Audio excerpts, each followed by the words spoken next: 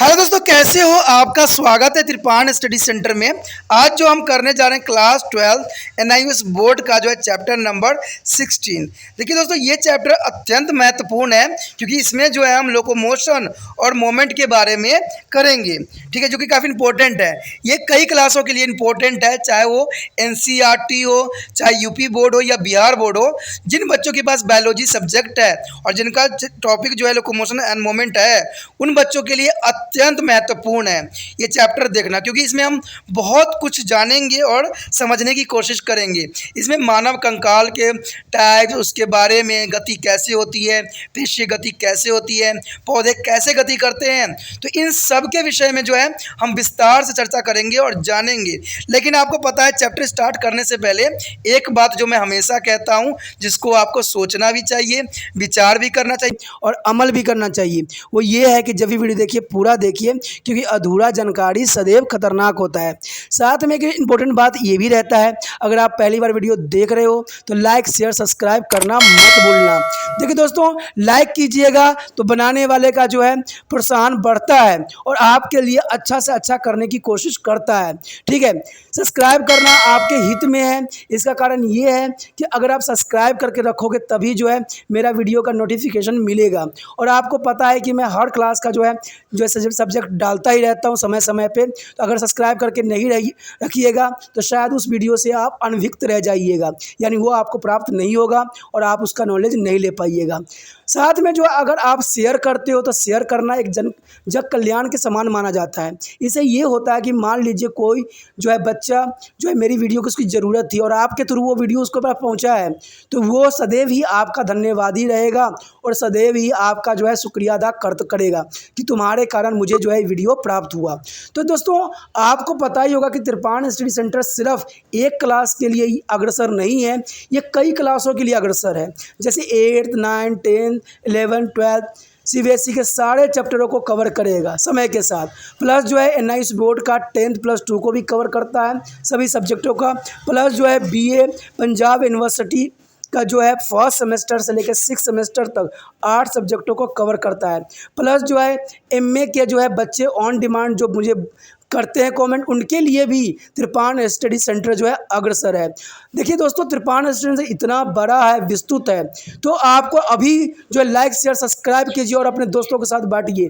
ठीक है, तो भूलिए मत, ये करना आपका फ़र्ज है और मेरा कार्य करना है, आपको टॉपिक लेके चलना है। देखिए, आज देखते हैं हमारा आज टॉपिक क्या है। The next topic is the human skeleton. It's the most important skeleton here. The human skeleton is divided into the following part. Show the trees graph here. So here is the human skeleton trees diagram. There is the most important for here. There is the human skeleton divided by the two types, axial skeleton and appendicular skeleton. But axial skeleton is divided by the further skull and jaws, and there are vertebra and the column. Vertebra column. There are two types: is the skull and jaws and vertebra columns. And other side is a appendicular skeleton here, gradulus and the limbs. There is also a further divided by the two types. Gradulus is the pectorals and pelvis. There is a limbs is their arms and leg. There is a human skeleton is a long division for their appendicular skeleton here. Friend, here show the figure of given below, and the locality is the ribs case of the skull and the gradulus of the hair. There is a skeleton of human skeleton. Here the most important show the human skeleton, and there it is their all part of show in this skeleton. The next topic is muscular and skeleton disorder. Friend, is the most important for the muscular and skeleton disorder here. You have all seen some people who are the wheelchairs born. They are unable to move on their own. You have just learned that a muscle contract only when to stimulate by the nerves. If you nerve is the supply to the muscle get a serve to the muscle gradually is a beacon on the fields. There are all maybe other limbs because the calcium deficiency or deficiency of vitamin D3, which is responsible for the calcium absorptions. And the injury to the limbs or gradus bone also hamper locomotion.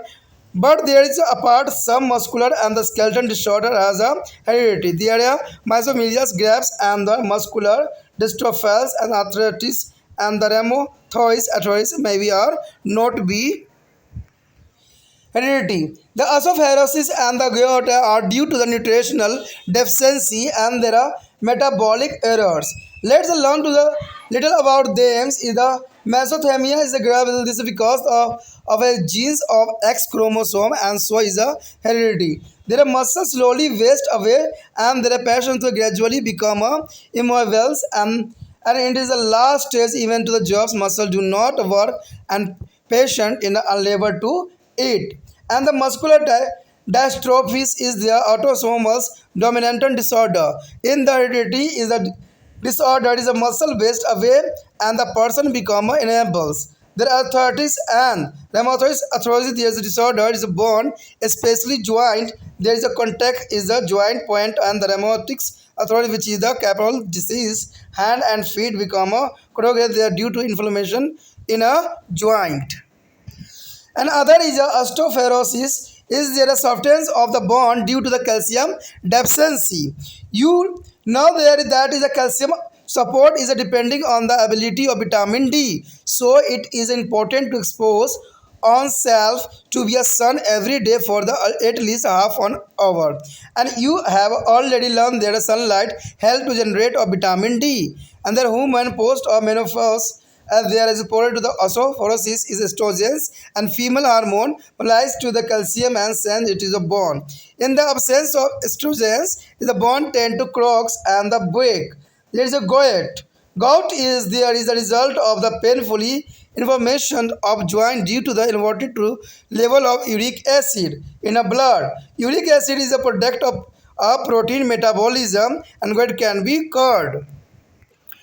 दोस्तों यहाँ पर जो है अत्यंत महत्वपूर्ण है मानव कंकाल। देखिए नीचे हमारे पास जो एक वृक्ष डायग्राम दिया गया है यानी एक चार्ट की तरफ दर्शाया गया है, आलेख बनाया गया है जो कि बहुत काफ़ी इम्पोर्टेंट है जिसमें मानव कंकाल के विषय में चर्चा की गई है। अब देखिए आपके समक्ष जो है यही आ गया। कहते हैं कि मानव कंकाल जो है दो तरीक़ों से डिवाइडेड होता है, एक हो अक्षीम कंकाल और दूसरा होता है उपांगिक कंकाल। ठीक है, देखिए नाम का हिंदी में थोड़ा डिफ़िकल्टी होता है, ठीक है, इसलिए आप इंग्लिश में भी अच्छे से याद कर सकते हो।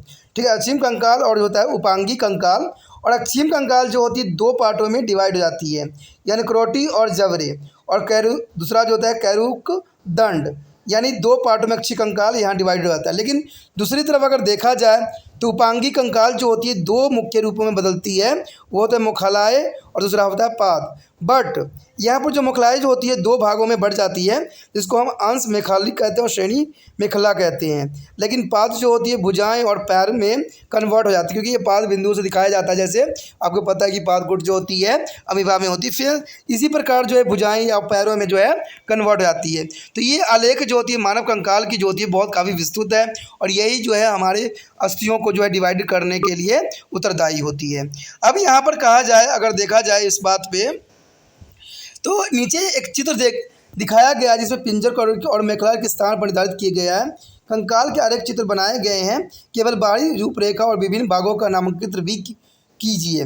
बताइए वो कौन से आंतरिक भाग को सुरक्षा प्रदान करते हैं और इन अंगों को प्रशासनिक कंकाल भी के समान लिखिए। देखिए दोस्तों एक कंकाल ही आपके समक्ष है, इसमें आपने दिमाग लगाना है ये कौन सा क्या है और इसको क्या नाम दिया गया है। ठीक है, थोड़ा सा जो होगा मैं भी आपको हेल्प करूंगा इसमें कि इसको डायग्राम को जो है आपको नाम के साथ भी रिप्रेजेंट करूंगा, तो ये काफ़ी इंपॉर्टेंट आपके लिए रहेगा। तो आप देखिएगा कि इसमें जो है सिंपली एक कंकाल दिख रहा है जो कि कितना विशिष्ट है। अगर हम अपने आप को इसमें देख रहे हैं तो देखिए कैसे हम लोग जो है कंकालों से बने हुए हैं और कंकाल जो है हमारे शरीर को किस प्रकार जो है सुरक्षा प्रदान करता है। अब देखिएगा कि इन्हीं के अंदर जो है कई तरह के जो है हमारे सॉफ्ट ऑर्गन सुरक्षित रहते हैं जो कि बहुत काफ़ी इम्पोर्टेंट और विशिष्ट होता है।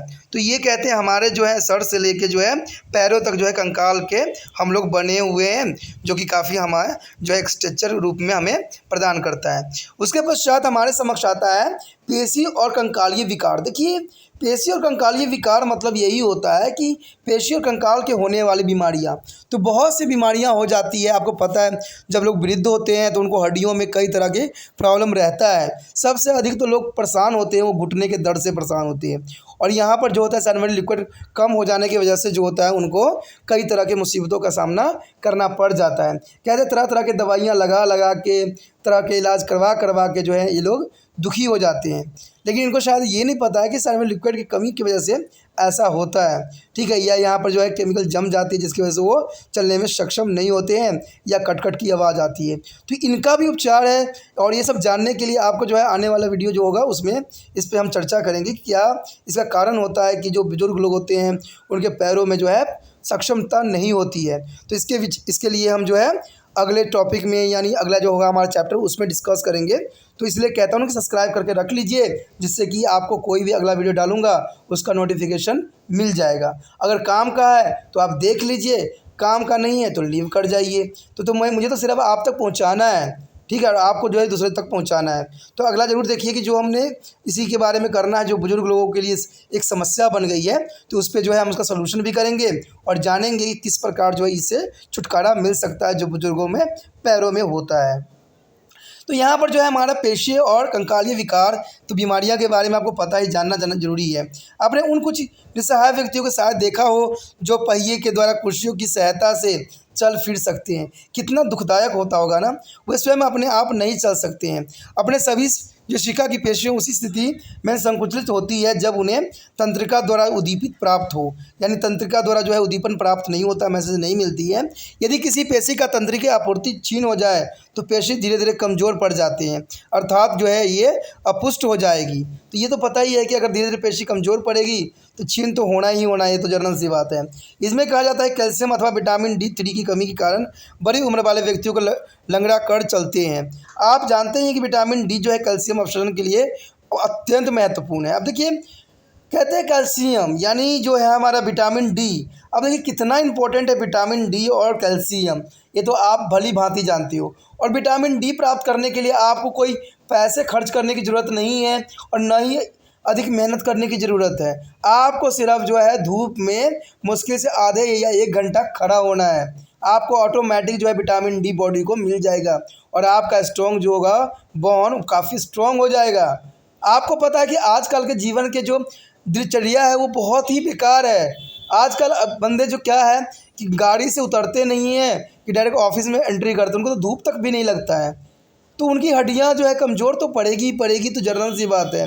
आज जो है बंदे एसी में रहना पसंद कर रहे हैं और आपको शायद ये ना पता हो कि एसी जो होती है हमारे बोन को सॉफ्ट कर देती है, बिल्कुल ही कमज़ोर कर देती है, क्योंकि उसमें जो होता है क्लोरोफ्लोरोकार्बन नाम की जो है गैस भरी जाती है जिसकी वजह से आपको ठंडक वहाँ पर मिलती है। तो आप शायद पढ़े होंगे छोटे क्लासों में कि यहाँ पर जो है क्लोरोफ्लोरोकार्बन जो है एक बहुत ही खतरनाक गैस होती है जिसकी वजह से जो है ओजोन परत की लेयर भी नष्ट हो गई है, मोतियाबिंद भी हो जाता है और कैंसर भी हो जाता है। ये जो होता है रेफ्रिजरेटर या आपके एसी में भरी जाती है। तो यही एसी में आप 24 घंटा बैठते हो, यही जो है आपके रेफ्रिजरेटर के वे वस्तु जो है उसमें से निकालते हो और खाते हो। वो यहाँ इवन कि आप वहाँ खाना बना के भी रख देते हो, तो वो देखिए कुछ ना कुछ तो असर डालेगा ही डालेगा आपके बॉडी पे। कहते हैं इतना भी तो नहीं कि आप पे असर ही ना डाले। अब देखिए आपने क्या किया है, कुदरत ये कह रहा है कि अभी गर्म का मौसम है और आप ठंडा कर रहे हो किसी भी चीज़ को, तो वो देखिए इसका कितना विपरीत प्रभाव पड़ेगा शायद आप नहीं जान रहे हो। इन्हीं कारणों से जो है बीमारी जो है अपना चरम सीमा पे पहुंच गया है। आने वाला समय में आप देखिएगा कि ऐसे ऐसे बीमारी आएंगे जो लोगों की जीवन को जो है तहस नहस कर देगा, और इसमें कोई दो राय नहीं है। प्राकृतिक ने पहले ही इसकी चेतावनी दे चुका है, ठीक, कोरोना वायरस के रूप में, और आने वाला समय में देखना इससे भी भयंकर बीमारी आने वाला है। कहते हैं ना कभी भी हमें आँख बंद कर लेंगे तो हमारे जो मुसीबत है वो दूर नहीं हो सकते हैं। मुसीबत दूर करना है तो आप लोग अपना स्टाइल को चेंज कीजिए, जीवन के तरीक़ों को चेंज कीजिए, ठीक है। कहते हैं ना गर्मी में अगर हम पंखा भी कर ले फिर भी अपना जिया जा सकता है, लेकिन अगर बीमारी कोई हो जाए, विकार पैदा हो जाए शरीर में, तो वो तो कहते हैं ज़िंदगी का सबसे बड़ा दुखदायक होता है। क्यों? क्योंकि हम अपने पे आश्रित नहीं हो पाते हैं, फिर हमें दूसरे की ज़रूरत पड़ जाता है, दूसरे की सहारे की ज़रूरत पड़ जाती है। तो ये विकारें तब उत्पन्न होती जब आप अपने आप को आलसी में ले जाते हो, ठीक है। अब मान लीजिए एसी नहीं है तो क्या कूलर नहीं है? कूलर में भी तो जीवन जिया जा सकता है, क्योंकि ये तो नेचुरल फिनोमेनन्स के रिगार्डिंग कार्य करती है। लेकिन जो है एसी जो है वो हमारे विपरीत कार्य करती है, क्योंकि वो जो है रूम को ठंडा करती है, क्योंकि क्लोरोफ्लोरोकार्बन जो होती है वो 100% जो है बहुत खतरनाक होती है। अगर आपको इसके विषय में नहीं पता है तो आप रिसर्च करके भी देख सकते हो कि क्लोरोफ्लोरोकार्बन की क्या नुकसान होती है। ठीक है, तो ये काफ़ी इंपॉर्टेंट यहाँ पर रखता है कि लोगों को विटामिन डी नहीं मिलता है। ठीक है, आजकल बड़े बड़े लोगों को तो ये प्रॉब्लम जनरली देखने को मिलता ही है। क्यों? क्योंकि वो गाड़ी जो कहते हैं एसी से निकलते हैं, डायरेक्ट कार के एसी में बैठते हैं और डायरेक्ट ऑफिस के एसी में बैठ जाते हैं। तो इतने प्रक्रिया में वो धूप में कब गए? गए ही नहीं। कहते हैं, देखिए दोस्तों, एक बात आप याद रखना, मैंने एक बात नोट किया है सच्चाई में और वास्तविकता में, जो व्यक्ति मजदूरी कर रहे हैं, जो व्यक्ति मेहनत कर रहे हैं, उनका पैर जो है बुढ़ापे तक भी साथ रहता है, साथ देता है। लेकिन जो व्यक्ति जो है अपने दिनचर्या कार्य नहीं कर रहे हैं ढंग से, उनका जो है उनको कभी घुटने की प्रॉब्लम, कभी कुछ की प्रॉब्लम, कभी कुछ की प्रॉब्लम है। अगर आपको ये गलत लग रहा है तो आप कुछ झुग्गी झोपड़ी के पास जाइए, वहाँ देखिए कि बुजुर्ग से बुजुर्ग लोग जो होंगे बहुत ही सुचारू रूप से चल रहे होंगे, उनको किसी तरह के घुटनों में कोई प्रॉब्लम नहीं होती है। लेकिन आज के समय में जो मिडिल क्लास के लोग हैं, वो चाहे औरत हो चाहे पुरुष हो, औरत तो कहते हैं घर से बाहर निकलना भी आप पसंद नहीं कर रही है। ठीक है, वो क्या करते हैं, घर में ही आराम करना पसंद करते हैं।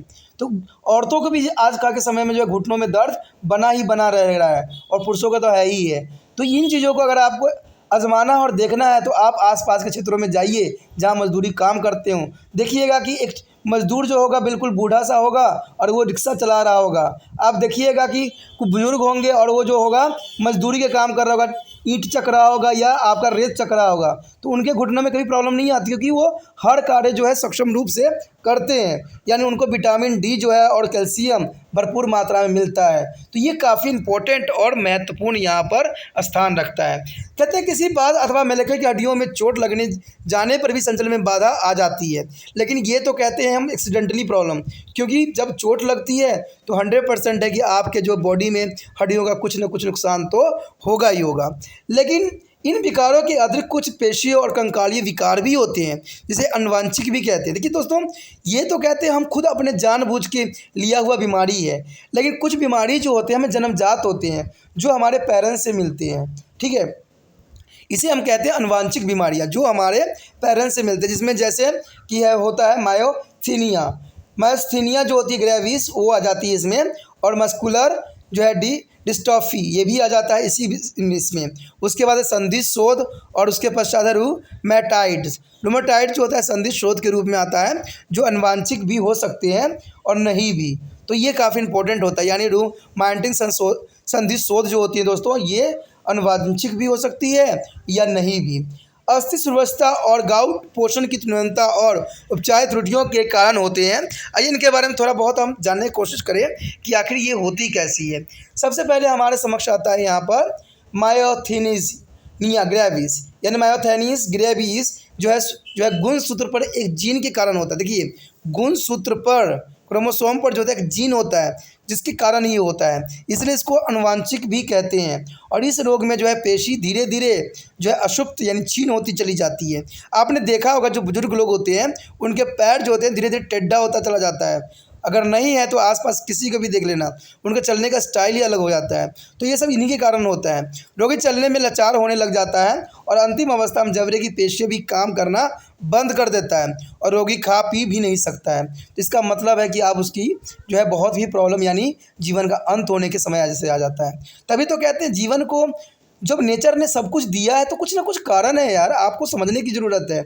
जब आपको पता है धूप बनाया गया है, सब कुछ हुआ है, तो कोई कारण है। पहले के समय में ऐसा कोई व्यवस्था नहीं थी, और उस समय के जो लोग थे 100 साल जीते थे, 150 साल जीते थे और अपना जीवन सुचारू रूप से चलाया करते थे। लेकिन आज भागा भाग की ज़िंदगी में हमने उन चीज़ों को नकार दिया है जो हमारे लिए फ़ायदेमंद थे। अगला बीमारी है हमारा पेशीय दुष्पोषण। देखिए, पेशीय दुष्पोषण जो है ये मस्कुलर डिस्फार्टिस एक जो है अलिंगिक गुणसूत्र होती है जो प्रभावित विकार है, यानी अलिंग गुणसूत्री की वजह से जो है प्रभावित होती है। इसमें जो है अनुवांशिक विकार में पेशी क्षीण होती चली जाती है। जो पेशियां हैं दोस्तों वो धीरे धीरे कमज़ोर होने लग जाते हैं और रोगी को चलने फिरने में जो है बहुत काफ़ी परेशानी आने लग जाता है। उसके बाद है संधि शोथ या इसको हम जो है क्या कहते हैं रोमोटाइड संधिशोथ भी कहते हैं, यानी रोमोटाइड संधिशोथ कहते हैं, जो अस्थियों को विशेष रूप से जोड़ों के विकार होते हैं, यानी जहाँ पर ज्वाइंट होती है उसका ये बीमारी है। इसमें जोड़ों के लगातार पीड़ा होती रहती है, जैसे बुजुर्गों में देखने को मिलता है। रोमोटाइड जो है संधिशोथ में जो व्यक्ति अपंग बना देने वाले रोग है, और हाथ पैर जोड़ों के सूज जाने के कारण जो है ये टेढ़े पड़ जाते हैं, यानी जो है हाथों में जो इन्फ्लेमेशन होती रहेगी, यानी ये सूज जाएगा, जिसकी वजह से ऐसी प्रॉब्लम आएगी। तो ये भी एक जो है गलत बीमारी है, जो खतरनाक ही कह सकती हूँ। उसके बाद है हमारा अस्थि सुदृढ़ता। अस्थि सुदृढ़ता में जो है कैल्शियम की न्यूनता के कारण हड्डियां जो है मुलायम पड़ जाती है। आप जानते हैं कि कैल्शियम का अवशोषण जो होता है विटामिन डी की उपलब्धता पर निर्भर करती है। अंततः ये जो है महत्वपूर्ण है कि व्यक्ति प्रतिदिन कम से कम आधे घंटे धूप में बैठे रहें, जो कि मैंने अभी डिस्कस किया है। कम से कम आधे घंटे तो आपको धूप में रहना पड़ेगा, लेकिन ये नहीं कि तेज़ धूप में। आपको जो मॉर्निंग वाला धूप होता है ना, वो काफ़ी आपको फ़ायदा कर सकता है। अंततः महत्वपूर्ण है कि व्यक्तियों को कम से कम रहने की ज़रूरत है, क्योंकि धूप में जो होता है विटामिन डी को उत्पन्न करने में सहायता होती है, और जो निवृत्ति के पश्चात अस्थि सुदृढ़ता के लिए प्रबल होती है। देखिए, ये जो है राजवृत्ति यानी जो है इनका पीरियड के समय पश्चात भी इनके अस्थि सुदृढ़ता के लिए बहुत ही इम्पोर्टेंट होता है। कहते हैं एस्ट्रोजन नामक जो है मादा हार्मोन कैल्शियम को संग्रहित करता है और अस्थियों के लिए भेज देता है। ठीक है, एस्ट्रोजन जो है उपलब्ध न होने पर जो है अस्थियाँ चटकने और टूटने लग जाती है, और ये तभी होती है ना जब एस्ट्रोजन उपलब्ध न हो, तो इसमें अस्थियाँ चटकने लगती है, टूटने लगती है, और ये क्लोरोफिल के कारण भी ऐसा देखने को मिलता है। उसके पश्चात अंतिम बीमारी इसमें यही होता है, गाउट। गाउट में जो है रुधिर में यूरिक अम्ल के बढ़े हुए स्तर के कारण जोड़ों में जो है पीड़ाकारी सूजन हो जाती है। यूरिक जो है अम्ल जो है प्रोटीन अपचाय का एक उत्पाद है, जिसको हम गाउटर का उपचार संभव कहते हैं। आपने देखा होगा कि बंदे थायराइड की बहुत टेस्ट करवाते रहते हैं, और थायराइड नाम भी सुना होगा। तो थायराइड भी कुछ इसी प्रकार के टेस्ट होता है, जिसमें हमें ये पता लगता है कि हमारा प्रॉब्लम क्या है, यानी यूरिक अम्ल कितनी मात्रा में है। तो थायराइड जो टेस्ट है उससे तो आप अनभिज्ञ नहीं होगे। ये तो कहते हैं हर बंदे को नॉलेज होता है कि मुझे थायराइड टेस्ट करवाना है। तो इसी विषय पे जो है इसमें गाउट के कारण जो है यूरिक अम्ल बढ़ जाता है, जिसकी वजह से जो है थायराइड की प्रॉब्लम आ जाती है। The next topic is movement in plant. Friend, is most important topic. There is a movement in a plant. The plant are rooted in the soil, hence they are unable to the undertake of locomotion. But plants slow movement in the response to the external stimuli like a light, water, and gravity. It's called tropical movement. That is called to the tropic movement. When the plant part, such as the root or stem, the move toward to the source of stimulus, it is termed to the positively tropics, and example should move from to their growth to about to sunlight. It is a possibility of phototrophic. The root move away from a light. It is a negatively prototropics and phototropics, and similarly there are movement in the response to stimulus which are given to the table below. So here show the a table. There is a stimulus and term of response. There touch and contact here a thermotropism is a thermotropism for a touch and contact, and gravity is the gametropolism. Gravity is localized of their gametropolism. This is a term of the stimulus and the term of response, and water is a hydrodropism. This is the most important for here. Their touch and contact is the thermotropism, and gravity is a gametropolism, and water is hydrodropism. That is the most important. Topic moment is a tropic moment is the plant are fixed, but there is a part is a branch is a flower a move in the direction of stimulus. The tourism moment are due to difference in the water potentials in different part of plant. Example are given below. There are leaf close in the various plant is a Venus fly trap bent to the insect enter, and the misosa is a pudica is called to the chui mui is the Hindi is a droplet when to the touched. Okay, the sui mui is the Hindi is droplets when to the touchings, and guard cells is the causing open and closing for stomata due to change in the torque pressure. That is the most important for here. And there is nestering moment. Nestering moment is the most important here. They are included to the content stimuli like a contact change in their daylight and temperature, etc. Unlike topping moment in the nestrix moment in their plant part do not move in the direction of a stimulus. Their flowers of protocolca is the blooms in the day, but then the Light fall at the sunset, their petals close in the response to darkness and the lower temperature. In other words, the direction of the movement of on the organs is a fixed, but the stimulus may be come from the any direction. दोस्तों यहाँ पर जो है बहुत important topic आया है कि पादपों में गतियाँ। अब देखिए, आप सोच में पड़ गए होंगे कि पेड़ पौधे तो गति करते ही नहीं है, फिर यहाँ पर जो है त्रिपाणी सेंटर वाले जो है पादपों में गति क्यों बोल रहे हैं। तो दोस्तों ऐसा होता है कि बेशकली पादप जो होते हैं धरती के साथ, यानी प्लांट जो होते हैं धरती के साथ अटैच होते हैं, बट आपको पता है कि मैंने एक बात हमेशा कहता रहता हूँ कि हम में और पेड़ पौधों में कोई अंतर नहीं होता है। कई मायने में जो होती है बहुत कुछ जुड़ा हुआ होता है आपस में, ठीक है। आपस में जो है हर जीव जंतु लिंक्ड है। कहते हैं अगर इनकी एक अगर चीज़ों को आप डिस्टर्ब करोगे तो 100% है कि दूसरा जीव भी उससे प्रभावित होगा और उसका भी अस्तित्व जो है इस संसार से मिट जाएगा। तो इसका मतलब ये भी हुआ कि हम भी तो एनिमल्स में ही आते हैं, हम भी तो मैमल्स में ही आते हैं ना।